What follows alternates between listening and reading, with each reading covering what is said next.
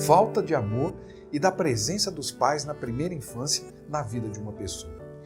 Como isso pode interferir nos seus relacionamentos no futuro? Quais são os comportamentos negativos que uma pessoa pode desenvolver se não teve a presença e o amor dos seus pais na primeira infância? Nesse vídeo de hoje, nós vamos falar sobre esse tema e eu vou utilizar a teoria do apego do John Bowlby para falar um pouco mais sobre isso. E vou ligar, dentro desse vídeo todo, eu vou ligar todas essas questões com uma visão sistêmica. Você sabe que em todos os vídeos eu sempre procuro trazer um pouco mais e trazer uma visão sistêmica sobre uma determinada questão. Olha, se você tem problemas de relacionamento de casal, principalmente relacionamento de casal, isso tudo que eu vou falar hoje da teoria do apego, isso interfere muito em todo e qualquer tipo de relacionamento, mas principalmente nos relacionamentos de casal. Se você tem problemas de relacionamento de casal, sabe alguém que tenha problemas de relacionamento de casal, se você tem alguma questão relacionada a isso, que é negativa, que você quer dar uma solução, talvez esse vídeo te ajude muito a entender quais são os passos que você pode dar para alcançar as soluções que você tanto busca. Então hoje nós vamos falar sobre a teoria do apego do John Bowlby. Essa teoria do apego, ela é muito utilizada hoje, principalmente depois ali da década de 70, década de 80, final da década de 70, início da década de 80, ela foi até revisada e ampliada no sentido de utilizá-la principalmente dentro dos relacionamentos de casal. Bem, vamos seguir um pouco com essa teoria, nós vamos falar da teoria do apego, mas antes de falar da teoria do apego, eu quero trazer para você um panorama histórico. Por que eu quero trazer esse panorama histórico? Para que você entenda que o John Bowlby, ele não tirou isso da cartola, ele não criou isso de qualquer forma. Na verdade, ele vem seguindo um caminho. John Bowlby é um psicólogo, um psiquiatra, um psicanalista britânico, um psicanalista inglês. Fez um trabalho muito bonito, desenvolveu essa teoria do apego e ele é muito ligado em Freud. Mas daqui a pouquinho eu conto isso. Eu quero primeiro, inicialmente, o que eu quero trazer para você é como é que ele chegou onde ele chegou com a teoria do apego. Bem, tudo começa com Freud. Freud, lá atrás, tinha uma coisa que Freud falava que era muito interessante. Isso em 1926. Freud dizia o seguinte, que ele tinha um conceito psicanalítico, quando ele falava de apego, que dizia o seguinte, que o primeiro apego que uma pessoa tem, ou seja, a forma como ela vai desenvolver os apegos na sua vida, porque os apegos são muito importantes, a gente se apega e se desapega, principalmente e sempre de pessoas, né? A gente não se apega a objetos, mas a gente se apega a pessoas. Se apega e desapega de pessoas. E na medida em que a gente se apega e desapega, a gente vai crescendo, a gente vai evoluindo. Então, o Freud dizia lá no início que como é que uma pessoa começa a desenvolver essa questão do apego? Inicialmente, essa questão está relacionada com quem? Com seus pais, mas principalmente com sua mãe. Ele falava mais da mãe. Ele falava de um amor interesseiro. O que ele queria dizer com esse amor interesseiro? Ele queria dizer o seguinte, que a criança ela se apega à mãe apenas por uma necessidade fisiológica. E isso perdurou ali de 1926 até 1935, aproximadamente. Em 1935, surgiu um novo pesquisador, na verdade é um zoólogo, um médico austríaco, o nome dele é Konrad Lorenz. Ele fez uma experiência com animais, porque na maioria das vezes as experiências começam com animais. Você vai ver que o John Bowlby utiliza animais também na sua experiência. Você vai ver que tem outras experiências com animais que eu vou citar aqui nesse vídeo de hoje. Então, o Lorenz, o que ele fez? Ele fez uma experiência primeiro com os animais e principalmente com aves.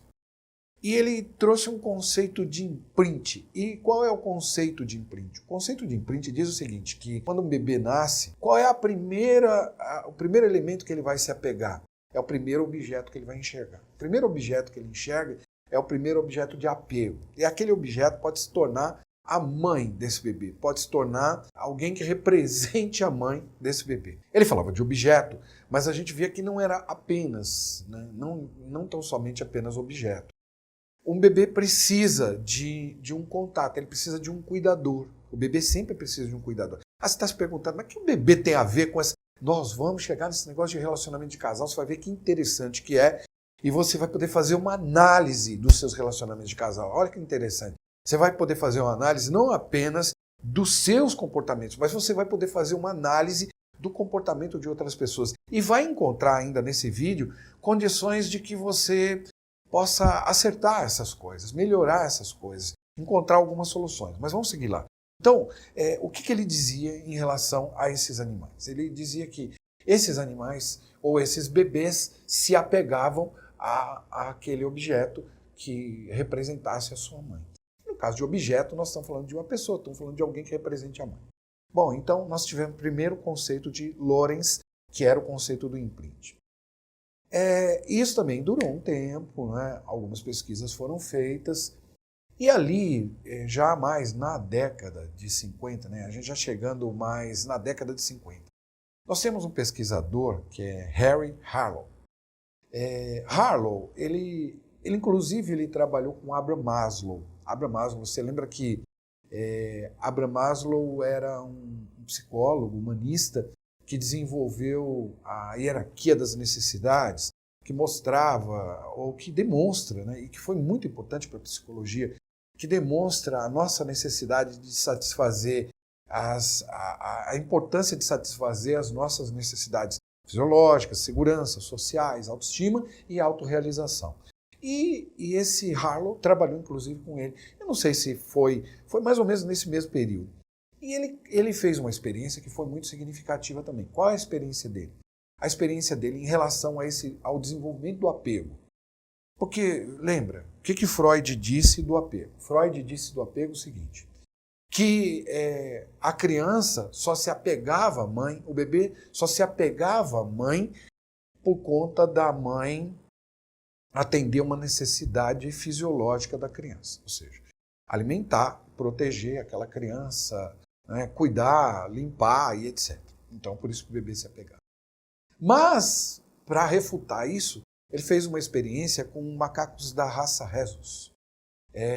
E alguns primatas, ele colocava lá numa gaiola, ele criou uma experiência que ele chamou de mães de arame. Esse foi o nome da experiência que ele deu. E o que eram essas mães de arame? O que o Harlow fez? Ele separou os primatas de suas mães, colocou-os numa gaiola e eles deveriam ir para essas mães postiças.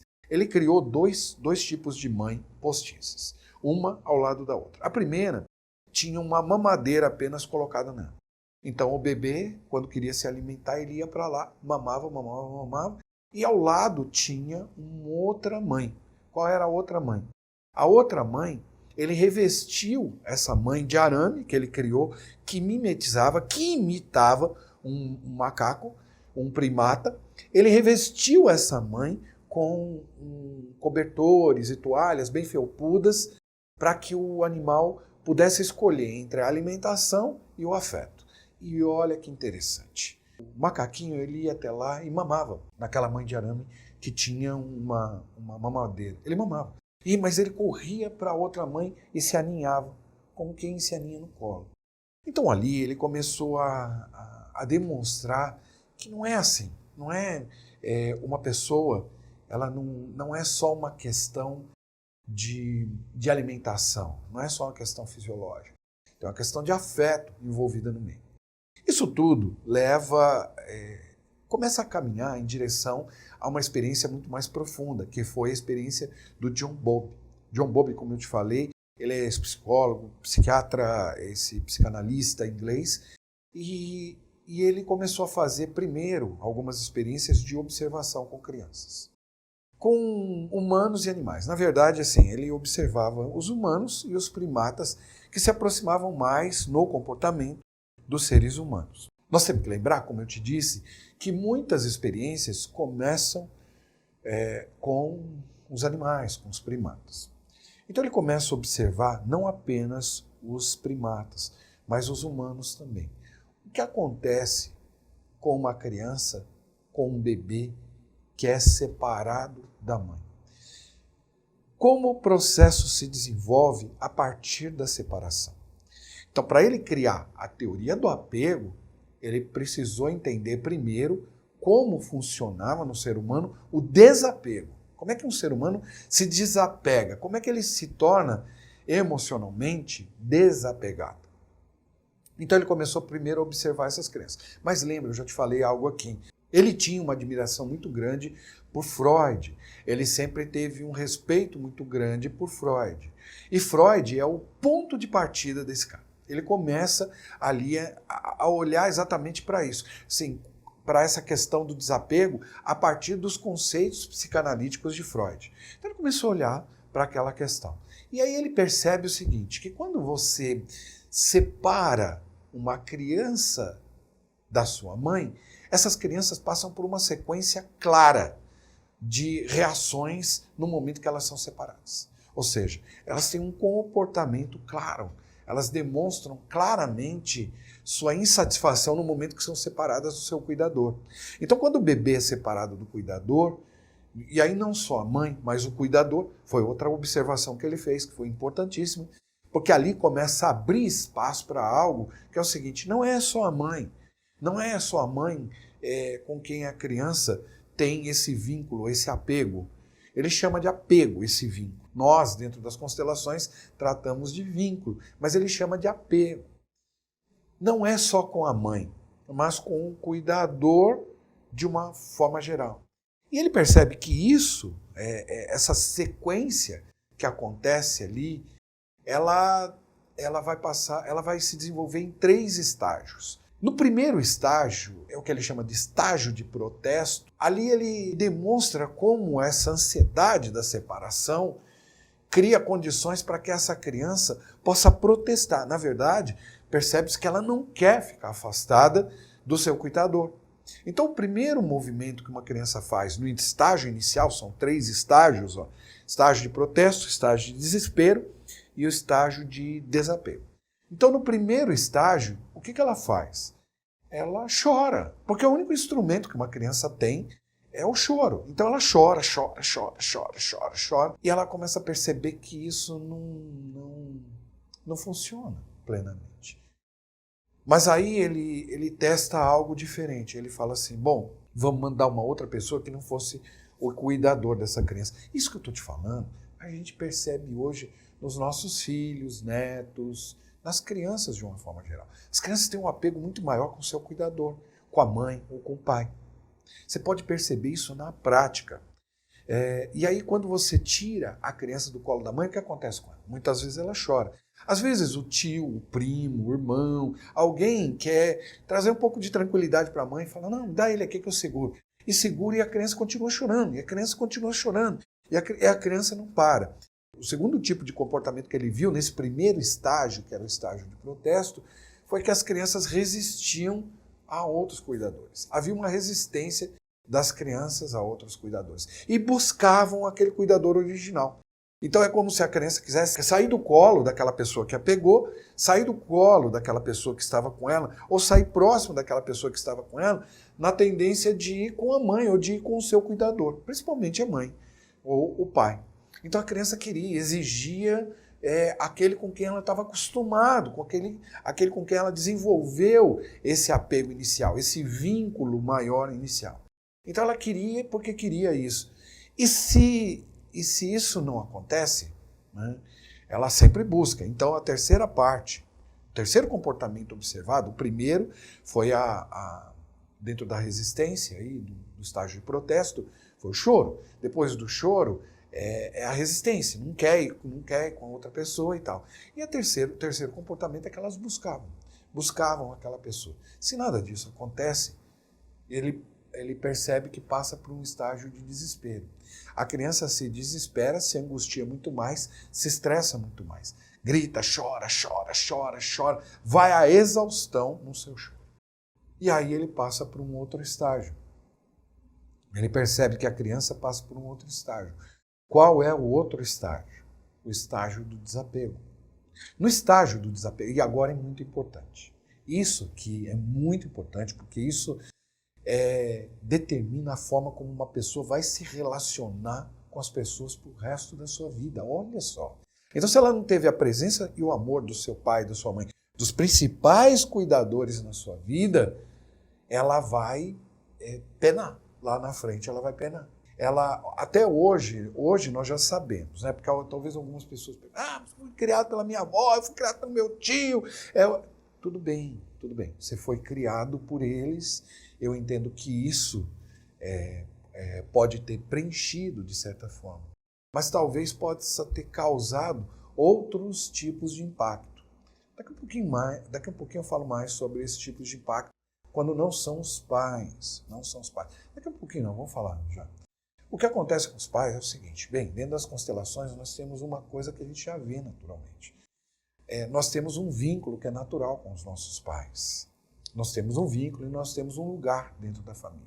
Se esse vínculo e se esse lugar não for nos dado, se a gente não puder sentir isso, se a gente não puder receber esse amor, vai ficar um vazio e mais à frente a gente vai procurar isso. Porque, veja, por mais que uma avó dê carinho, por mais que um avô dê carinho, por mais que um tio faça o papel de um pai, por mais que um avô faça o papel de um pai, por mais que uma avó faça o papel de mãe, por mais que uma tia faça o papel de mãe, por mais que uma professora queira fazer o papel de mãe, nunca vai ser a mãe efetivamente. Tem coisas que só a mãe pode dar e tem coisas que só o pai pode dar. E a gente sabe disso. Então, veja, isso também é muito importante. Muito importante. Então, nesse estágio, vamos voltar para o estágio de desapego do John Bowlby. Não é?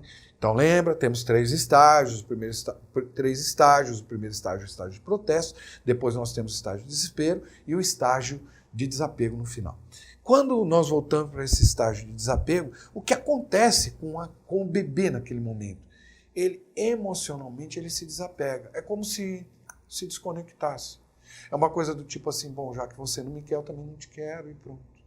E mesmo que o cuidador voltasse, ele começava a desconsiderar esse cuidador.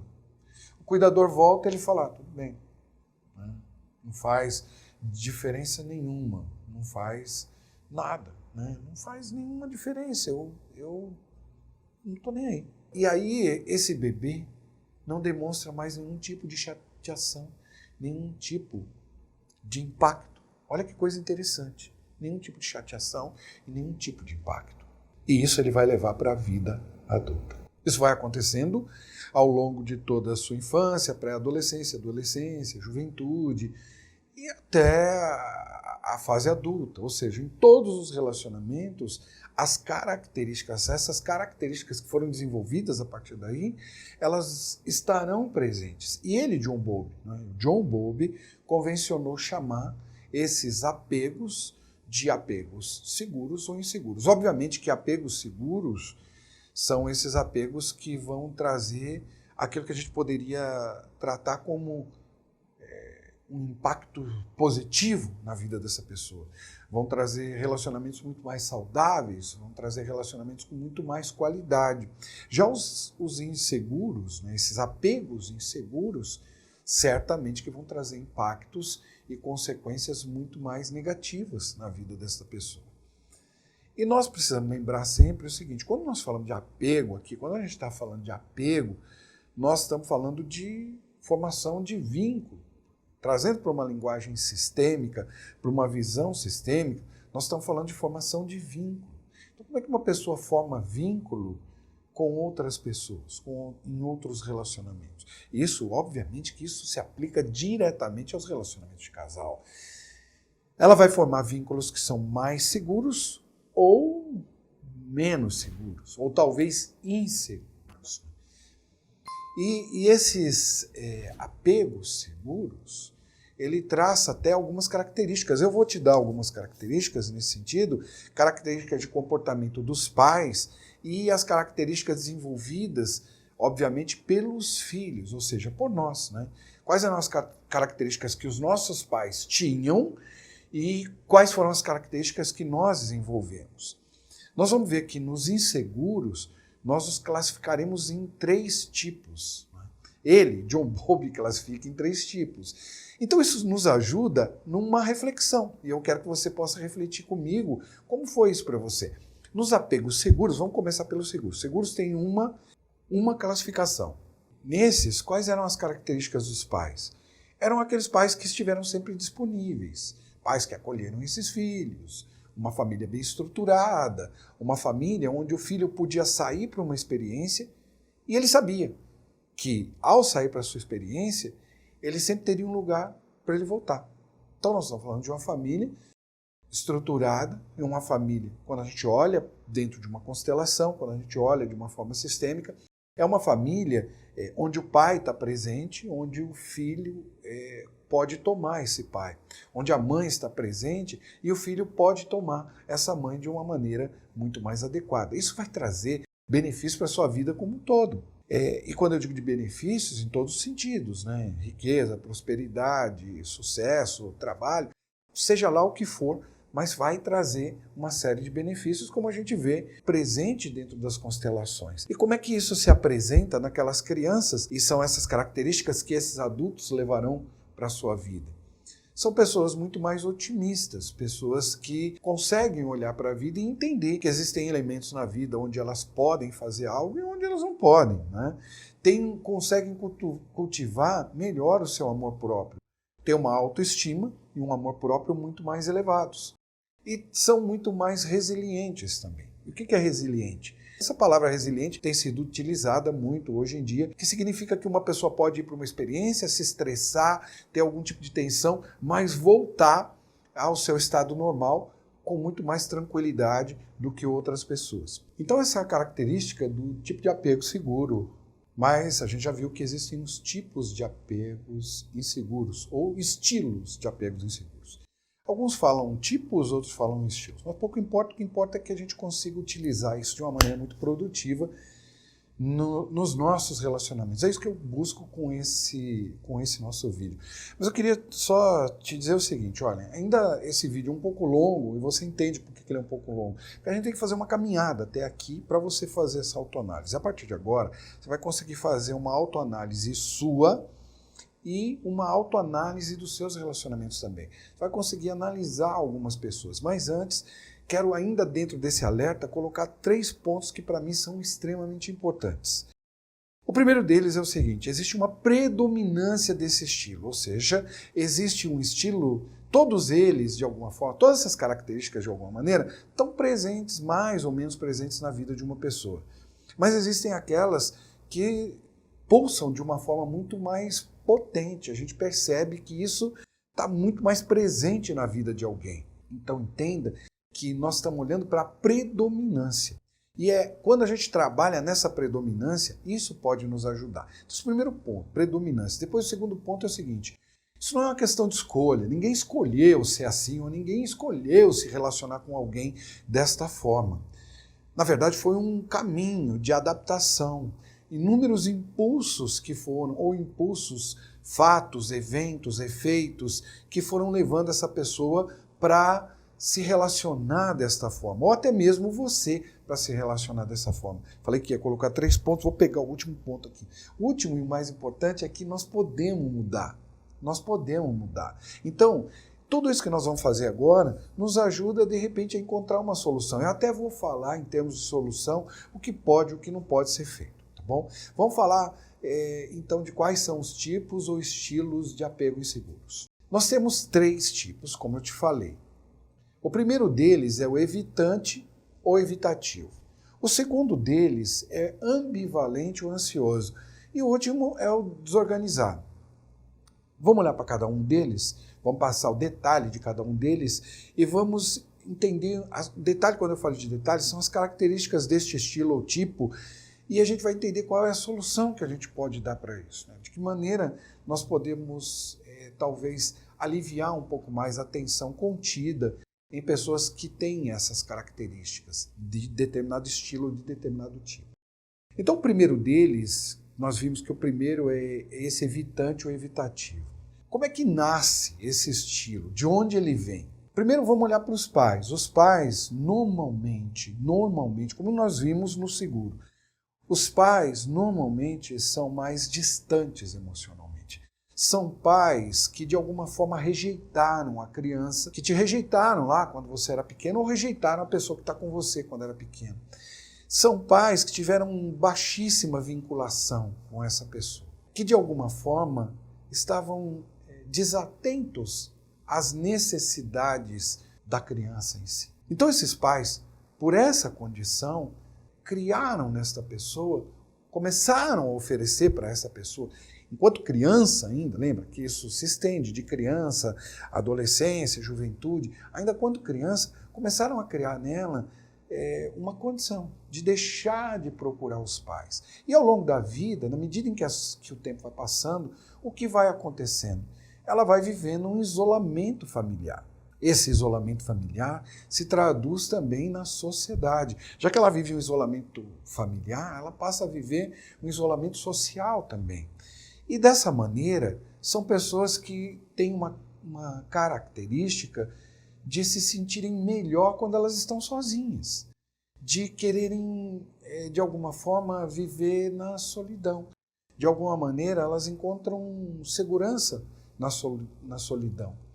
Aqui também cabe nos dizer, sob um ponto de vista sistêmico, ampliando um pouco mais a nossa visão, talvez ela traga até uma representação dentro do próprio sistema. Talvez ela já esteja trazendo uma representação. Talvez essas características venham até mais de trás ainda. Mas, então, qual seria a solução para pessoas que têm essa característica, que apresentam essa característica? Seja você ou seja as pessoas que você conhece. A solução é o acolhimento, é acolher essas pessoas e mostrar para elas que pode existir uma segurança no contato. Então, muitas vezes, o seu trabalho é de oferecer essa possibilidade, a possibilidade de que ela se sinta acolhida. Ela tem que começar a trabalhar essa questão de confiança, a perceber que a confiança nunca está no outro, que a confiança está nela. A perceber que ela pode começar a se sentir seguro em relação às outras pessoas. E essa frase é uma frase muito boa. Lembra disso. Confiança nunca está no outro. A confiança sempre está em você. E é você que deve trabalhar isso também. Então, se você tem essas características, você também pode utilizar essa frase. Cara, descobri, então, ó, que legal. Ou então agora vou refletir sobre essa frase, que confiança nunca está no outro, confiança está em mim mesmo. Que eu posso me sentir muito mais confiante em estar com alguém, em me entregar, em trocar, em poder participar um pouco mais do sistema, me aplicar melhor, entrar melhor, ou seja, viver um momento como esse. Agora, para essa pessoa, tanto para a pessoa quanto para você, o importante é dar a chance de perceber isso, de perceber essas coisas. Então veja, não significa que essa pessoa não goste, não significa que ela não ame, só significa que ela não consegue, só isso. Ela ainda não tem essa característica de estar tão presente ali dentro. Então lembre-se disso. Então esse é o primeiro tipo ou estilo, que é o evitante ou evitativo. Depois nós temos o outro que eu falei para você, que é o segundo tipo, o segundo estilo, que é o ambivalente ou ansioso. E essa questão de ansiedade, eu acho que é uma questão muito presente na vida de muitas pessoas. Não é? Lembra que a ansiedade tem a ver com um tempo futuro. A ansiedade não tem a ver com o presente, tem a ver com um tempo futuro. E como é que nasceu isso na relação com os pais? Vamos olhar primeiro para a característica do relacionamento com os pais. Certamente que eram pais que tinham poucas ou quase nada em termos de reações emocionais. Pais que eram extremamente frios. E, além de serem frios, isso não quer dizer que eles não estivessem, como no que nós vimos antes, rejeitando alguém. Eles estavam ali, estavam presentes, mas que eram frios em termos de relacionamento. Ou então inconsistentes. Inconsistentes em que sentido? Pais que de repente eram paradoxais. O que é um pai paradoxal? É aquele que num determinado momento ele trata bem, no outro determinado momento ele dá pancada, num momento ele fala bem, no outro momento ele fala mal, num momento ele acolhe, no outro momento ele rejeita. Então ele tem uma certa inconsistência. Talvez inconsistência seja a palavra de ordem para um momento como esse, ou para entender um pouco mais dessa relação com esse tipo de pai. Dessa maneira, nessa inconsistência, talvez o amor, talvez a presença não tenha vindo com a mesma qualidade daqueles que eram seguros, dos tipos de apego seguros. E o que isso acaba gerando nas pessoas? Né? São pessoas, e aí falando das características das pessoas, agora e não mais dos pais, são pessoas que normalmente não conseguem relaxar dentro de um relacionamento. Está sempre esperando a pancada, está sempre esperando que algo ruim aconteça. É aquela pessoa que espera sempre o pior. Né? Ela quer estar com alguém, ela quer se entregar, ela quer, mas ela tem medo, se sente insegura dentro de um relacionamento. O pior de tudo isso é que muitas vezes são pessoas que querem agradar demais e por conta disso elas acabam não tendo seus próprios limites. Não conseguem dizer sim e não conseguem dizer não. Dessa forma, eles invadem limites de outras pessoas também. E qual seria, então, a solução? A condição de que elas comecem a ressignificar isso. Veja que neste estilo, neste tipo de apego, neste tipo de apego que define uma forma de relacionamento, né? Porque, na verdade, o que a gente está vendo é que define formas de relacionamento que a gente tem. Ali a gente ainda pode atuar. Nesse tipo de relacionamento a gente pode atuar. Isso serve para a gente também, né? Então, qual é a solução que a gente poderia dar? Trazer um pouco mais de tranquilidade dentro desse relacionamento e dar apoio, né? Oferecer apoio para essa pessoa, para que ela entenda que existem relacionamentos que foram diferentes daqueles relacionamentos que ela teve lá na infância. Que existem relacionamentos extremamente possíveis, relacionamentos onde ela pode construir muito. Então é necessário que a gente dê condições para que isso aconteça, para vencer essas coisas. Ou então a gente mesmo criar essas condições. Outro ponto importante é que a gente deve também criar uma condição de trazer mais limite. É uma pessoa que precisa de limite, é uma pessoa que precisa de reconhecimento de algumas coisas. Ela mesma vai ter que reconhecer algumas coisas. Então, neste caso, já é um caso onde talvez tenha uma pessoa mais aberta para reconhecer determinadas coisas. Por isso a gente precisa, num caso como esse, principalmente em relacionamento de casal, estabelecer um contrato mais adequado, ter um contrato mais firme, estar muito mais presente no momento do contrato. Existem outros vídeos aqui dentro do canal onde você vai encontrar eu falando exatamente sobre essa questão do contrato, a importância do contrato num relacionamento de casal, principalmente dentro do relacionamento de casal. São pessoas que precisam de feedback, são pessoas quando a gente pode trabalhar esse feedback com elas. E aí, por fim, a gente tem um estilo ou tipo desorganizado. Esse talvez seja o mais complicado. A relação com os pais, como é que foi a relação com os pais? Olha, tá vendo que eu estou indo rápido, mas eu quero que você entenda que isto tudo não esgota nunca esse assunto. E que a gente vai ampliar um pouquinho agora no final essa nossa visão sistêmica de como a gente pode trabalhar essas coisas também. Então, no final aqui, a gente tem esse estilo, esse tipo desorganizado. Esse estilo, tipo desorganizado, tem a ver com relacionamentos onde os pais, eles eram amedrontados, ou seja, eram pais que tinham muito medo de muitas coisas, ou pais que eram amedrontadores.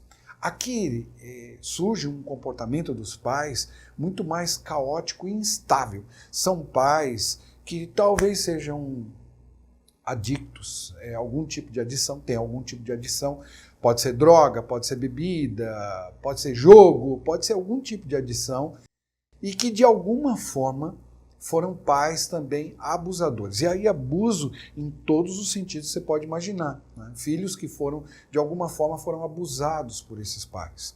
Eu tenho alguns vídeos aqui onde eu falo de como a gente pode agir ou como a gente pode trabalhar quando a gente teve pais abusadores. Esses vídeos que estão no canal vão te ajudar a ampliar um pouco mais o trabalho consigo mesmo e com outras pessoas. Então eu sugiro a você que procure esses vídeos. Tem um vídeo de pais abusadores, vou deixar o link aí, e tem um vídeo de mães narcisistas. Aqui cabe também uma mãe narcisista, um pai narcisista. Aqui cabem pais que tiveram algum tipo de problema ou algum tipo de questão que trouxe a eles uma violência, uma raiva muito grande. Não é? Porque são esses pais que apresentam mudanças bruscas na relação com alguém, fazem enormes transferências em direção aos seus próprios filhos. Pais que colocam nos seus filhos uma responsabilidade que não era deles. Pais que colocam sobre os seus filhos movimentos de muita raiva e de muita dor, com violência inclusive. E aqui se apresenta também aquelas mensagens ambíguas, talvez muito mais paradoxal ainda do que no último que nós vimos aqui, né? Naquele estilo que nós vimos antes desse daqui, no estilo ansioso. Então aqui mensagens muito paradoxais, mensagens muito ambíguas. Em que sentido? Onde o tom de voz não combina nunca, de forma nenhuma, com a postura que essa pessoa tem. Então é muito mais difícil a vida numa relação com pais como esses. E certamente que é uma pessoa que vai construir relações muito mais difíceis na sua vida.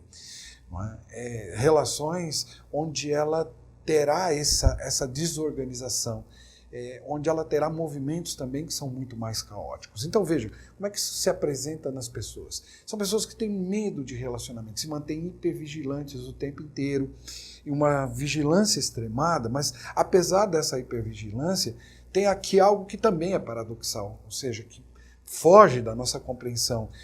Ao mesmo tempo que mantém essa hipervigilância, se envolve em relacionamentos, até porque traz consigo um determinado movimento.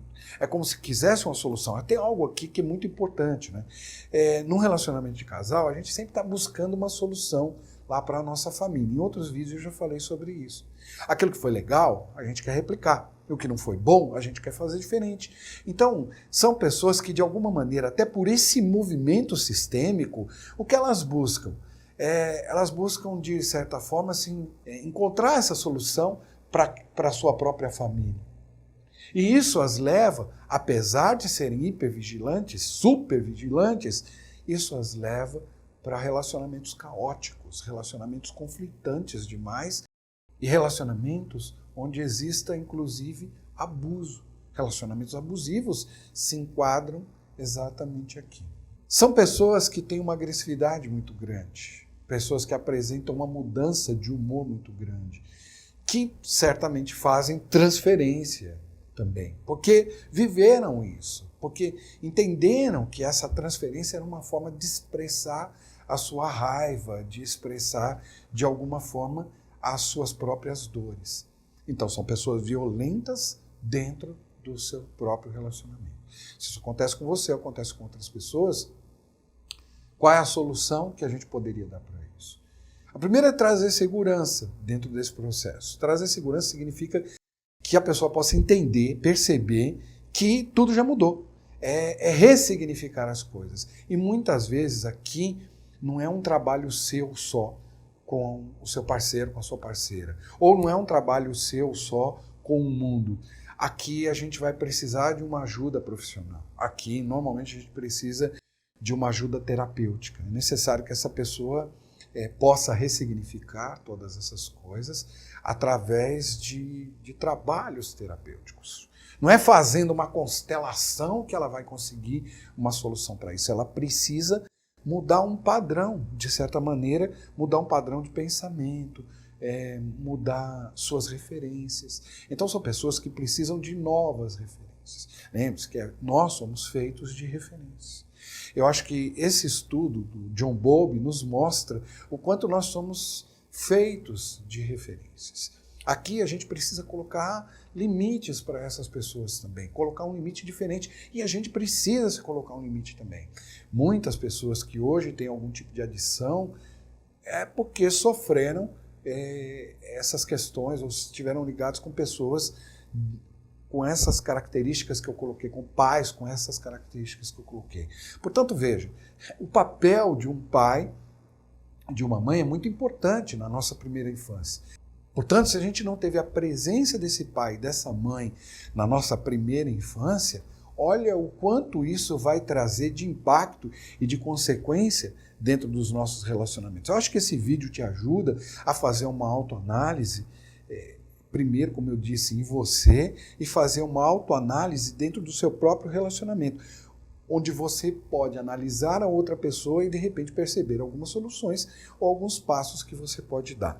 Óbvio que não dá para a gente trabalhar muito por conta do tempo que a gente tem aqui. Eu espero que você tenha ficado comigo até o final. Eu vou deixar aqui as playlists de constelação e de terapia, e eu tenho a certeza de que outros vídeos do canal podem te ajudar. Eu espero que ele tenha sido produtivo para você, e a gente se vê num próximo vídeo dentro do nosso canal com mais uma matéria que te ajude a crescer, a evoluir, tá bom? Até lá, um grande abraço. Valeu!